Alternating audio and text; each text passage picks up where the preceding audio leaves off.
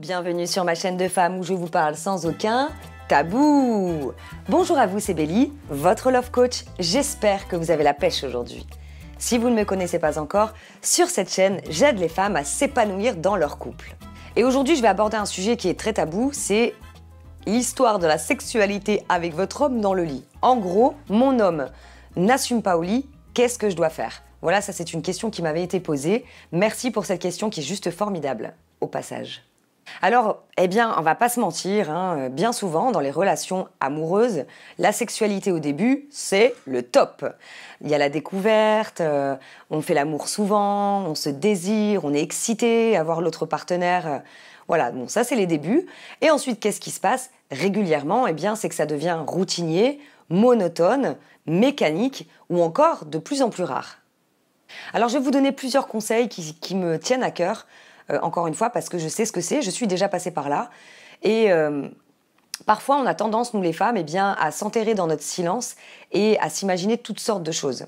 Ça, c'est vraiment une chose qu'il ne faut pas faire. Ça craint, clairement, ça craint. Il faut prendre tout de suite les devants. Alors, je vais vous expliquer étape par étape comment vous pouvez vous y prendre. La première chose, je vous invite vraiment à lui parler de vos fantasmes. Même si c'est des nouveaux fantasmes, c'est votre homme, vous êtes en couple, c'est normal, on évolue. Je l'ai dit tout le temps, dans une relation de couple, quand on se rend compte, c'est très bien. Ensuite, le plus compliqué, c'est pas la vie de couple en soi, c'est d'évoluer ensemble. Donc pour ça, il va bien falloir que vous vous exprimiez auprès de votre partenaire. Donc je vous invite à lui expliquer quels sont vos fantasmes actuels ou des choses que vous n'avez jamais explorées ou que vous aimeriez explorer avec lui, tout simplement. Ça peut lui donner des idées, ça peut le réveiller et ça peut le rassurer aussi. De lui dire en gros que vous avez des envies. Je vous parlais tout à l'heure aussi d'aller de l'avant. Je vous propose d'aller à l'extérieur, mesdames. À l'extérieur de chez vous, même si c'est à 5 minutes ou 10 minutes dans une chambre d'hôte, faites-le. Je sais que vous le savez, mais peu de personnes le font. Peu de personnes le font. Et ça se trouve derrière votre caméra, vous êtes en train de rire parce que vous vous reconnaissez. Prendre l'air, c'est un excellent remède. Vraiment, un excellent remède pour vous reconnecter à votre amoureux. C'est justement un rendez-vous amoureux. On a besoin de ça. Parce qu'avec le quotidien, les enfants, le travail, on s'oublie. Donc c'est aussi à vous de prendre les devants. Je vais vous expliquer après pourquoi c'est à vous de prendre les devants au début. Un autre conseil, une autre astuce, pensez au jeu de rôle. Ça peut être sympa de vous envoyer des textos, ça peut être sympa de jouer la meilleure amie, de jouer l'infirmière ou autre. Faites en sorte que le jeu de rôle vous aille bien. C'est vous qui décidez du jeu de rôle. Enfin, pour clôturer cette vidéo, pour quelle raison je vous dis d'aller vous de l'avant? Parce que certainement vous êtes frustré dans votre vie sexuelle.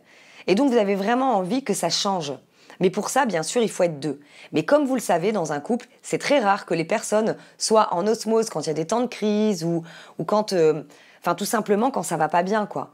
Donc on le sait très bien que la vie sexuelle, c'est une des choses qui est très importante avec la communication, bien évidemment, dans le couple. Donc si vous avez décidé de prendre les devants, vous faites quelque chose de formidable. Parce qu'au moins, vous ne regretterez pas. Et au moins, vous êtes passé à l'action. On s'en fout que ce soit l'homme qui devrait ou la femme, non. Je pense qu'à un moment donné, le couple s'est équilibré. Il y a un moment donné où ça va être votre homme qui va faire plus d'efforts dans certaines situations de votre vie. Et à un autre moment, ça va être vous. Ça s'appelle une équipe. Donc si toutefois, après avoir mis en place toutes des choses pour aviver votre flamme, que vous lui en avez parlé, etc., et que vous ne voyez aucun changement, dites-le lui calmement, mais dites-le lui, attention, notre couple est en danger. Tant qu'on ne dit pas à un homme que le couple est en danger, le mec, il n'y a pas de déclic. Donc c'est important de lui dire, attention, là ça craint en fait, ça craint. Voilà tout ce que j'ai mis en place pour notre vie de couple. C'est important pour moi qu'on ait une vie sexuelle plus épanouie. Donc, dis-moi s'il y a quelque chose qui ne va pas, j'ai besoin de l'entendre. Je peux tout entendre, il faut juste que je le sache, en fait. Puis bon, après, là, ça devient un peu plus personnel. À travers une vidéo, c'est compliqué.